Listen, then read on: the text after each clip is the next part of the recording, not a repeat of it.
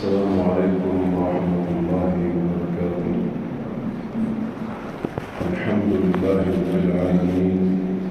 والصلاة والسلام على سيد الأنبياء والمرسلين، أما بعد. 17واں پارہ اقترب للناس، اس کی ابتدائی آیات میں اللہ تبارک و تعالی نے لوگوں کی غفلت اور لاپرواہی کا ذکر اس طرح سے فرمایا کہ اقترب للناس حسابهم، لوگوں کا حساب قریب ہوتا جا رہا ہے، وهم فی غفلت معرضون، اس حال میں کہ وہ غفلت اور لاپرواہی میں اعراض کرنے والے ہیں. ما یأتیہم من ذکر من ربہم محدث، ان کے رب کی طرف سے جو بھی نئی بات اور نئی نصیحت آتی ہے، الا استمعوہ، اس کو سنتے ہیں، وہم یلعبون، اس حال میں کہ وہ کھیل کود کے اندر مصروف ہوتے ہیں. لاہیۃ قلوبہم، اس حال میں کہ ان کے دل غافل ہوتے ہیں. اس سے پتہ چلا کہ اللہ تعالیٰ کی طرف سے بندے کے پاس جو نصیحت آئے، جو پیغام آئے، اس کو غفلت اور لاپرواہی کے ساتھ نہیں سننا چاہیے، بلکہ اس کو دل کی توجہ کے ساتھ اور دل کی گہرائیوں کے ساتھ پورے غور اور توجہ کے ساتھ اس کو سننا چاہیے.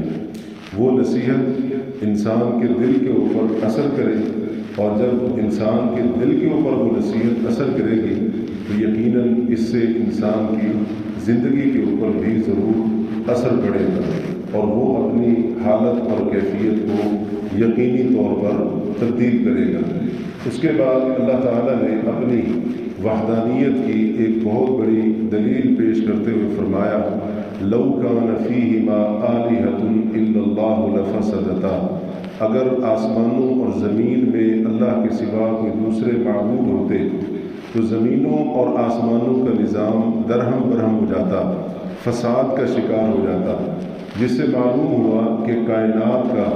یہ مربوط اور منظم یہ جو نظام اور سسٹم چل رہا ہے، جس کے اندر کوئی خلل پیدا نہیں ہوتا ہے، جو بغیر تعطل کے اور رکاوٹ کے چل رہا ہے، یہ اللہ تعالیٰ کے وجود کی بھی بہت بڑی دلیل ہے اور اللہ کی وحدانیت کی بھی بہت بڑی دلیل ہے. اگر یہ سارے کا سارا نظام خود کار طور پر چل رہا ہوتا تو کبھی تو اس کے اندر کوئی نہ کوئی کمی اور گڑبڑ، کوئی تبدیلی، اس کے اندر فساد اور خرابی ضرور واقع ہوتی، جبکہ ایسا کچھ ہمیں کبھی بھی دیکھنے کو نہیں ملا ہے. ایسا نہیں ہوا کہ آسمان کا کوئی کنارہ کبھی ہم نے دیکھا ہو وہ کسی طرف سے جھکا ہوا ہے، سورج جو ہے نا وہ مشرق سے نکلنے کی بجائے شمال جنوب سے نکل رہا ہو، چاند بالکل غائب ہو گیا ہو، کبھی نظر ہی نہ آتا ہو، ستارے بھی آسمان کے منظر سے غائب ہو چکے ہوں، زمین اوپر ہو گئی ہو، آسمان نیچے آ گیا ہو. اس طرح کی کوئی چیز ہمیں نہیں ملتی ہے، بلکہ جب سے ہم نے ہوش سنبھالا ہے اور جب سے یہ کائنات بنی ہے، اس وقت سے لے کر یہ کائنات کا نظام جس طرح سے اللہ تعالیٰ نے اس کو ترتیب دیا ہے، یہ اسی طریقے سے منظم طریقے سے یہ کائنات کا نظام چل رہا ہے. اللہ تبارک و تعالیٰ نے اسی کے آگے ایک اور بات بھی اسی سے متعلق فرمائی، سورج چاند کے متعلق خاص طور پر، کل فی فلک یسبحون، سورج ہو، چاند ہو، ستارے وغیرہ جن کو اجرام فلکی کہا جاتا ہے، یہ ہر ایک ان میں سے ایک مدار میں، ایک دائرہ کار کے اندر تیر رہے ہیں. جو ان کا دائرہ کار ہے اس سے 1 انچ بھی آگے اور پیچھے ہونے کی ان کے اندر جرت نہیں ہے. آخر کس نے سورج چاند وغیرہ کے لیے وہ مدار اور دائرہ کار مقرر کیا ہے، اور کس نے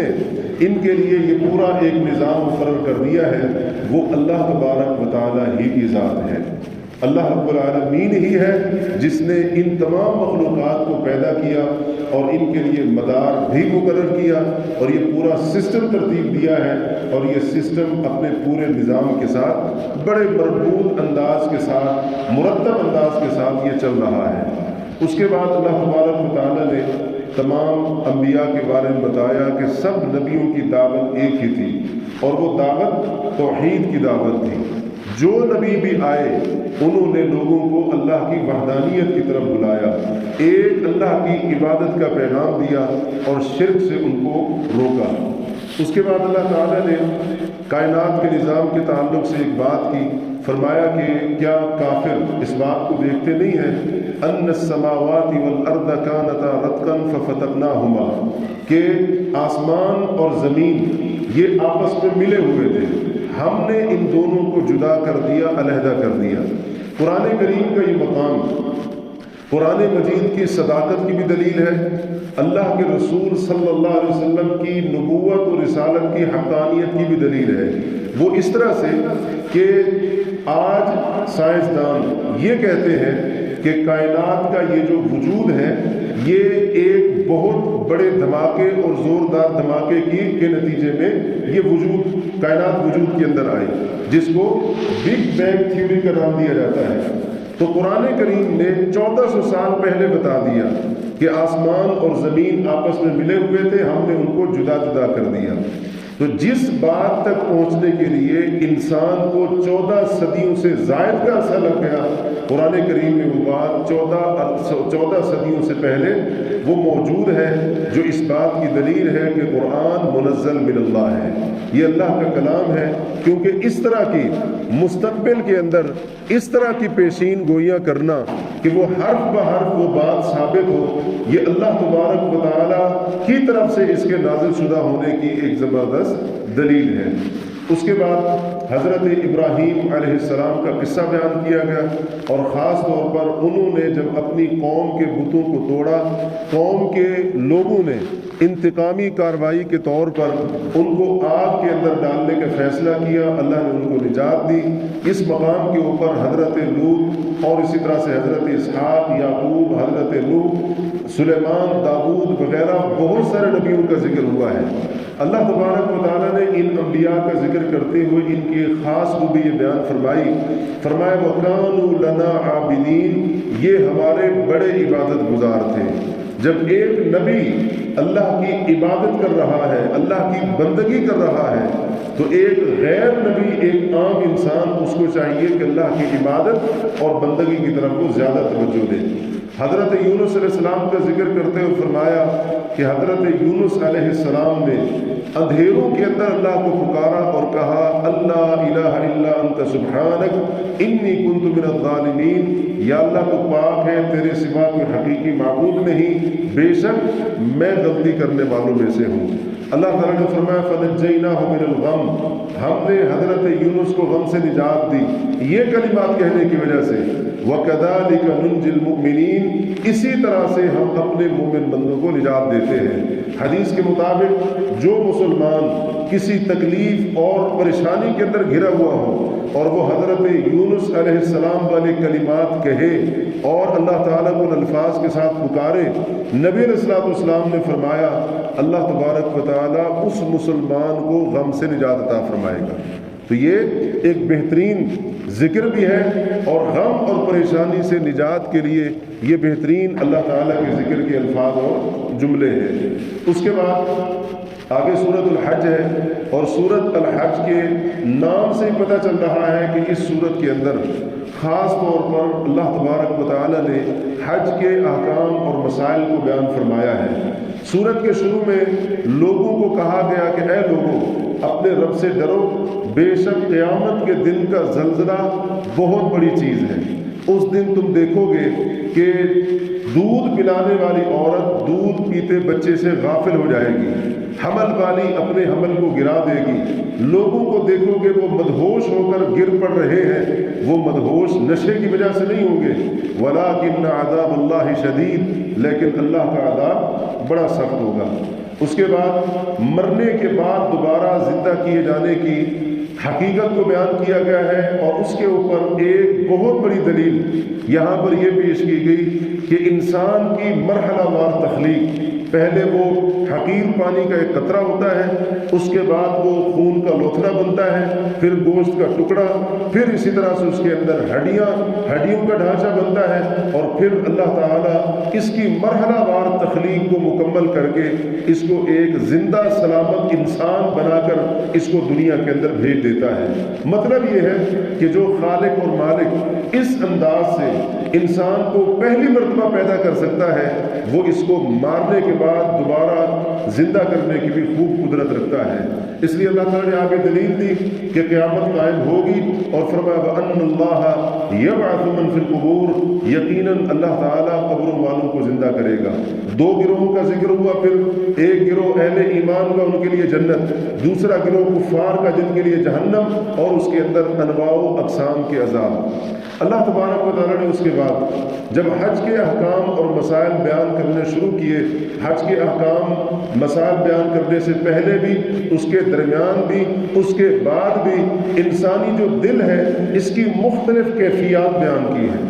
مثال کے طور پر اللہ تعالیٰ نے فرمایا وَمَن يُعَظِّمْ حُرُمَاتِ اللَّهِ فَهُوَ خَيْرٌ لَهُ عِندَ رَبِّهِ، جن چیزوں کو اللہ نے احترام بخشا ہے، جو بندہ ان احترام والی چیزوں کا احترام کرتا ہے تو یہ چیز اس کے رب کے ہاں اس کے حق میں بہتر ہے۔ اب تعظیم کا تعلق دل کے ساتھ ہے۔ ایک اور جگہ پر فرمایا وَمَن يُعَظِّمْ شَعَائِرَ اللَّهِ، جو اللہ کے شاعر کی تعظیم کرتا ہے فَإِنَّهَا مِن تَقْوَى الْقُلُوبِ، تو بے شک یہ دلوں کے تقوی اور پرہیزگاری کی علامت ہے۔ تو تقوی کا تعلق بھی دل سے، اور تعظیم کا لفظ یہاں پر آیا اس کا تعلق بھی دل کے ساتھ ہے۔ ایک اور آیت کے اندر فرمایا لَن يَنَالَ اللَّهَ لُحُومُهَا وَلَا دِمَاؤُهَا وَلَٰكِن يَنَالُهُ التَّقْوَىٰ مِنكُمْ، اللہ تبارک و تعالیٰ تک تمہاری قربانی کے جانور کا گوشت بھی نہیں پہنچتا ہے، اس کا خون بھی نہیں پہنچتا ہے، اللہ تک تمہارے دلوں کا تقویٰ پہنچتا ہے۔ تو یہاں پر دلوں کا تقویٰ ذکر کیا ہے۔ ان تمام آیات کو ملا کر یہ بات سمجھ آئی،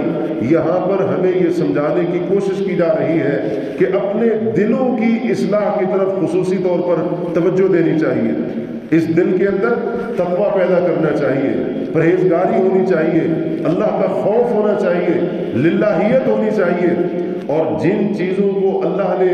احترام بخشا ہے، قابل تعظیم قابل ادب بنایا ہے، ان کی تعظیم کرنا، ان کا احترام کرنا، یہ بھی اس دل کے اندر ہونا چاہیے، اور دل انسان کا دل اخلاص کے ساتھ بھرا ہوا ہونا چاہیے۔ اسی طرح سے اللہ نے آگے ایک اور کیفیت بیان فرمائی دل کی، فرمایا وبشر المخبتین، جو نرم دل والے ہیں اللہ نے فرمایا ان کو خوشخبری سنا دو۔ اس سے یہ سبب دیا جا رہا ہے کہ اپنے دلوں کو نرم کر کے رکھنا ہے۔ ساتھ ہی اللہ نے فرمایا فویل للقاسیۃ قلوبہم من ذکر اللہ، جن لوگوں کے دل اللہ کے ذکر کے بارے میں سخت ہو جاتے ہیں ان کے لیے تباہی اور بربادی ہے۔ مطلب یہ ہے دل کو نرم رکھنا ہے اور دل کو سخت نہیں ہونے دینا ہے۔ دل کیسے سخت ہوتا ہے؟ جب اللہ کے ذکر سے انسان کی زبان غافل ہو جاتی ہے۔ دل کیسے سخت ہوتا ہے؟ جب اللہ کی مخالفت کرتا ہے۔ دل کیسے سخت ہوتا ہے؟ جب انسان گناہ پر گناہ کرتا چلا جائے اور توبہ کی کوئی اس کو فکر نہ ہو تو گناہ اس کے دل کو آہستہ آہستہ سخت کر دیتے ہیں، حتیٰ کہ انسان کا دل پتھروں سے بھی زیادہ ایک وقت آتا ہے سخت ہو جاتا ہے۔ اس کے بعد اللہ تعالیٰ نے دل کی ایک اور کیفیت بیان فرمائی، فرمایا فَإِنَّهَا لَا تَعْمَى الْأَبْصَارُ وَلَٰكِن تَعْمَى الْقُلُوبُ الَّتِي فِي الصُّدُورِ، یہ جو آنکھیں ہیں یہ اندھی نہیں ہوتی ہیں۔ بعض دفعہ انسان کی آنکھیں اندھی نہیں ہوتی ہیں، آنکھیں سلامت ہوتی ہیں، دیکھنے والی ہوتی ہیں، لیکن جو سینوں کے اندر دل ہے فرمایا وہ اندھے ہو جاتے ہیں۔ تو انسان کا دل جب نابینا ہو جائے، بندے کا دل جب گناہ کر کر کے اور اسی طرح سے حرام خواہشات کے اندر پڑنے کی وجہ سے اس کا دل جب اندھا ہو جاتا ہے، اس کے دل کی دنیا تاریک ہو جاتی ہے، اندھیری ہو جاتی ہے، تو پھر انسان کی آنکھیں وہ کام نہیں کرتی ہیں جو کام ان کو کرنا چاہیے تھا۔ آنکھیں حق دیکھ کر وہ حق کو پہچانتی نہیں ہے، اسی طرح سے اس کے کان حق کو سن کر حق کو سننے کے لیے قبول کرنے کے لیے تیار نہیں ہوتے ہیں، اور اسی طرح سے اس کے دل کے اندر حق کی روشنی، ایمان کا نور وہاں تک نہیں پہنچ سکتا ہے۔ تو یہ دل کی مختلف کیفیات یہاں پر بیان کی گئی۔ مقصد یہ ہے کہ ہم اپنے دلوں کی اصلاح کی طرف خاص طور پر توجہ دیں، اور آج اس چیز کی ہم لوگوں کو بہت زیادہ ضرورت ہے، انتہائی اشد ضرورت ہے کہ ہم اپنا جو باطن ہے، جو نفس ہے، ضمیر ہے، جو ہمارے دل کی کیفیت ہے، ہم اس کی اصلاح کی طرف خاص طور پر توجہ دیں۔ صرف ظاہر کی اصلاح نہ ہو بلکہ باطن کی بھی اصلاح ہونی چاہیے، کیونکہ جب انسان کے باطن کی اصلاح ہو جاتی ہے، حدیث کے اندر یہ بات واضح طور پر آئی ہے کہ جسم کے اندر گوشت کا ایک ایسا ٹکڑا اگر وہ درست ہے، پورا جسم درست ہے، وہ خراب ہے، پورا جسم فساد اور خرابی کا شکار ہو جائے گا۔ الا وہی القلب، وہ انسان کا دل ہے۔ تو دل انسان کا اگر درست ہوگا، جسم کے باقی اعضاء کی سمت بھی درست ہوگی، باقی اعضاء بھی وہ درست طور پر استعمال ہوگے۔ اور اگر دل کا معاملہ ہی گڑبڑ ہے، دل کے اندر فساد اور خرابی ہے، دل کے اندر بیماری پیدا ہو چکی ہے، تو جسم اور اس کے اعضاء غلط سمت کے اندر استعمال ہوں گے، صحیح کاموں کے اندر استعمال نہیں ہوں گے۔ تو یہ ایک بڑی بنیادی بات ہے جو یہاں پر اس صورت کے اندر ہمیں سمجھانے کی کوشش کی گئی ہے۔ اس کے بعد اس صورت کے یعنی اس پارے کے آخری صفحے کے اوپر اللہ تبارک و تعالیٰ نے ایک مثال بیان فرمائی ہے۔ فرمایا اے لوگوں، ایک مثال بیان کی جا رہی ہے، اس کو غور سے سنو۔ جن کو تم اللہ کے سوا پکارتے ہو، لن یخلقوا ذبابا، وہ کبھی بھی ایک مکھی بھی پیدا نہیں کر سکیں گے، وَلَا اجْتَمَعُوا لَهُ، اگرچہ وہ اس کے لیے سارے کے سارے اکٹھے ہو جائیں، جمع ہو جائیں۔ جن کو تم پکارتے ہو سب کو جمع کر لو، ایک مکھی پیدا کرنے کی ان کے اندر جرت نہیں ہے۔ مکھی تو چھوڑو، اگر ان سے مکھی کوئی چیز چھین کر چلی جائے تو مکھی سے اپنی چھینی ہوئی چیز، اپنے پاس سے اٹھائی ہوئی چیز چھڑانے کی طاقت اور قدرت نہیں رکھتے ہیں، یعنی اس قدر کمزور ہے۔ ضعف الطالب والمطلوب، جو مانگنے والا ہے وہ بھی عاجز اور کمزور ہے، اور جس کو پکارا جا رہا ہے وہ بھی عاجز اور کمزور ہے۔ پکارنے والا اس کو پکارتا ہے، اس سے دعائیں کرتا ہے، اس کے سامنے گڑ گڑاتا ہے، اس کے لیے عبادت کے کام کرتا ہے، یہ سمجھ کر کہ بڑی کرنے والا ہے، حالات کو تبدیل کر دے گا، مشکل کو ٹال دے گا، غم کو دور کر دے گا۔ لیکن اللہ نے فرمایا جو مطلوب ہے، جس سے مانگا جا رہا ہے، جس کو پکارا جا رہا ہے، وہ اتنا کمزور ہے، اس کو پتہ ہی نہیں ہے میرے سامنے کھڑا کون ہے، مجھ سے کون مانگ رہا ہے، کون میرے لیے عبادت کے کام کر رہا ہے، اس کو پتہ ہی نہیں ہے۔ اور اسی کے اندر آج لوگوں کی زندگیاں برباد ہو رہی ہیں، اپنے ایمان خراب کر بیٹھے، عقیدے تباہ کر بیٹھے، دین کو داؤ کے اوپر لگا دیا، صرف کس لیے؟ ان غلط نظریات اور غلط عقائد کی وجہ سے۔ تو جن کو بھی اللہ کے سوا پکارا جاتا ہے، اللہ نے فرمایا وہ انسان کے کسی کام نہیں آ سکتے ہیں۔ نفع نقصان کا مالک اللہ تبارک و تعالیٰ ہے، خالق وہ ہے، مالک وہ ہے، رازق وہ ہے۔ انسان کے اوپر جو بھی نعمت ہے وہ سب اس کی طرف سے ہے۔ جب سب کچھ اسی کا دیا ہوا ہے، خالق اور مالک وہ ہے، تو پھر بندے کو چاہیے بندے کی دعا بھی اسی کے سامنے، التجا بھی اسی کے سامنے، پکارے بھی اسی کو، اور عبادت کا ہر کام اسی کے لیے کرے۔ یہی بندے کے شأن شان ہے، وگرنہ انسان اگر شرک کے اندر پڑا رہا تو اس شرک سے جن کو پکارتا رہا، جن کو اللہ کا شریک بناتا رہا، اس شرک سے قیامت کے دن وہ خود مکر جائیں گے، وہ خود ہی انکار کر دیں گے۔ جیسے وہ کہا جاتا ہے نا کہ جن کے اوپر جو ہے نا سہارا تھا وہی پتے ہوا دینے لگے، تو اس قسم کا معاملہ ہوگا، وہ انکار کر دیں گے، وہ کہیں گے اللہ میں پتہ ہی نہیں تھا۔ تو اس لیے اس معاملے کے اندر انسان نہ پڑے، عقیدے کی اصلاح کی طرف توجہ دے، توحید کی طرف آئے، صرف اور صرف اللہ رب العالمین کو پکارے اور اسی طرح سے اس کے لیے عبادت کے کام کرے۔ یہی عقیدہ اس کے لیے نجات کا باعث بننے والا ہے۔ سورت کے آخر میں اللہ تعالیٰ نے کامیابی کے کچھ اصول بتائے ہیں۔ فرمایا یا ایھا الذین آمنوا ارکعوا واسجدوا واعبدوا ربکم وافعلوا الخیر لعلکم تفلحون، اے ایمان والو رکوع سجدے کرتے رہو، اللہ کی عبادت کرتے رہو، اپنے رب کی عبادت کرتے رہو، خیر کے کام کرتے رہو تاکہ تم فلاح پا جاؤ۔ اس سے پتہ چلا نماز کے بغیر ہم فلاح نہیں پا سکتے ہیں، عبادت کے بغیر کامیاب نہیں ہو سکتے ہیں، نیک اعمال کے بغیر ہم کامیاب نہیں ہو سکتے ہیں۔ اگر کوئی شخص عبادت کے بغیر، نیکی کے بغیر، نماز بندگی کے کاموں کے بغیر کامیابی کے خواب دیکھتا ہے تو یہ اس کی سب سے بڑی غلط فہمی ہے۔ اللہ تبارک و تعالیٰ سے دعا ہے اللہ تبارک و تعالیٰ ہمیں ان باتوں کے اوپر غور و فکر کرنے کے بعد ان کے مطابق اپنی اصلاح کرنے کی توفیق عطا فرمائے۔ اقول قولی ھذا واستغفر اللہ لی ولکم۔